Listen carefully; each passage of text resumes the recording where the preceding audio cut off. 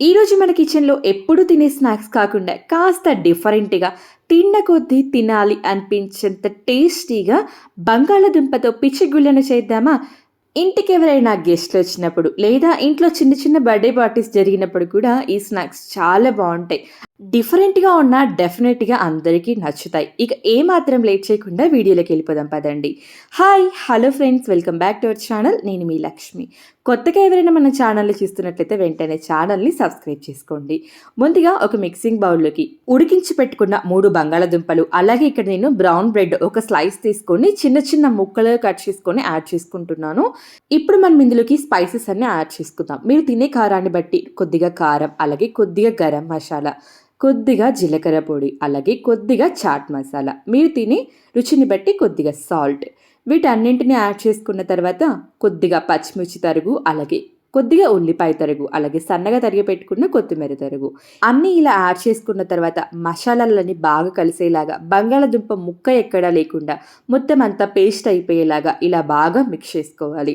ఇలా అంతా మిక్స్ చేసుకున్న తర్వాత మనకు బ్యాటర్ అనేది ఈ విధంగా ఉంటుంది. ఇప్పుడు మనం ఇందులోకి ఒక 2 టేబుల్ స్పూన్ల వరకు శనగపిండిని యాడ్ చేసుకోవాలి. ఈ శనగపిండి యాడ్ చేసుకున్న తర్వాత కూడా మీకు ఒకవేళ బ్యాటర్ కాస్త లూజ్గా అనిపిస్తే, చేతికి అంటుకున్నట్లు అనిపిస్తే కొద్దిగా మళ్ళీ బ్రెడ్ ముక్కల్ని గ్రైండ్ చేసుకొని బ్రెడ్ క్రమ్స్ని యాడ్ చేసుకోండి. మనకు బ్యాటర్ అయితే ఈ విధంగా ఉండాలి. నాకు ఎక్స్ట్రా బ్రెడ్ అయితే పట్టలేదు, జస్ట్ ఒక స్లైస్ యాడ్ చేసి సరిపోయింది.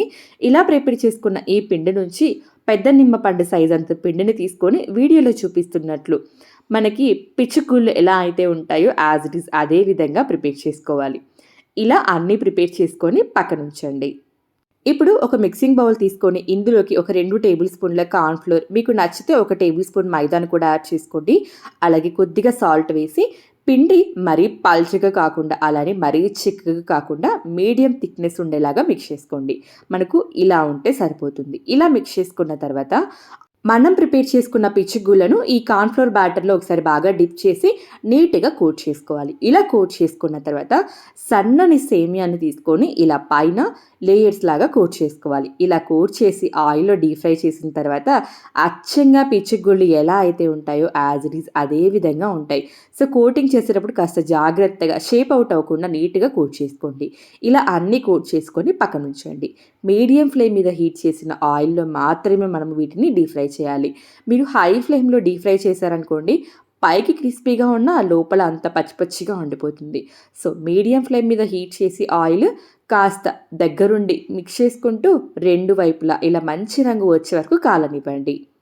అన్నీ కూడా ఇదే విధంగా ఫ్రై చేసుకోవాలి. చూసారా ఎంత మంచి రంగులో ఉందో, చూడటానికి అచ్చంగా పిచ్చుగుళ్ళు ఉన్నట్టే ఉంది కదా.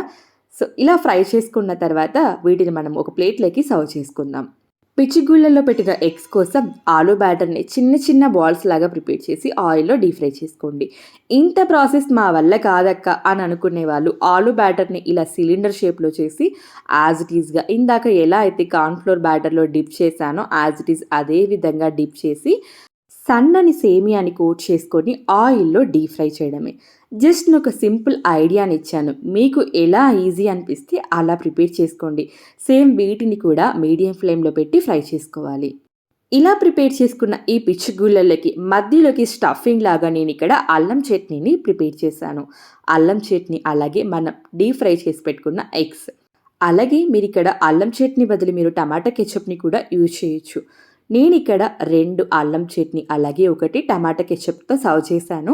పైన కొంచెం అంత కొత్తిమీరతో గార్నిష్ చేయండి, అద్దరిపోతుంది మీ స్నాక్స్ రెసిపీ. ఈరోజు మన కిచెన్లో చెప్పిన ఈ పిచ్చిగుళ్ళ రెసిపీ మీకు నచ్చినట్లయితే ట్రై చేసి మీకు ఎలా కుదిరాయో కమెంట్ సెక్షన్ ద్వారా తెలియచేయండి.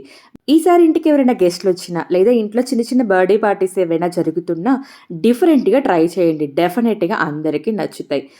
పైన క్రిస్పీ సేమియా, లోపల మంచి స్పైసీ ఆలు మసాలా, స్టఫింగ్ ఉన్న అల్లం చట్నీ, ఇంకా ఇందుకు లేటు వేడి వేడిగా తినేయటమే. రెసిపీ నచ్చితే ఫ్రెండ్స్ అండ్ ఫ్యామిలీ మెంబర్స్కి షేర్ చేయడం మాత్రం మర్చిపోవద్దు. మరో మంచి రెసిపీతో మళ్ళీ కలుద్దాం.